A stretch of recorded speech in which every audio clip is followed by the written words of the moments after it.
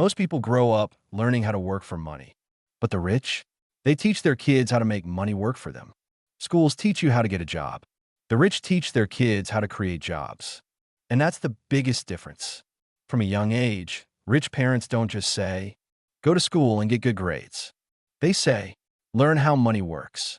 Because they know financial knowledge is more powerful than any degree. The rich teach their kids that money is a tool, not something to chase. They learn that every dollar can be a soldier. One that goes out, works for you, and brings back more money. Meanwhile, most people are taught to save money, to play it safe, and to fear risk. But the rich teach their kids that calculated risk is how wealth is built. They don't fear money. They control it.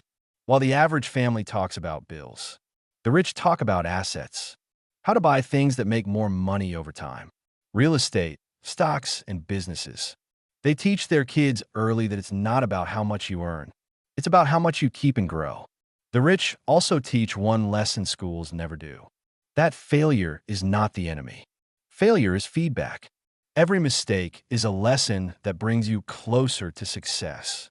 So, what do the rich really teach their kids? They teach them that financial freedom comes from ownership, not employment. That true wealth isn't about having money.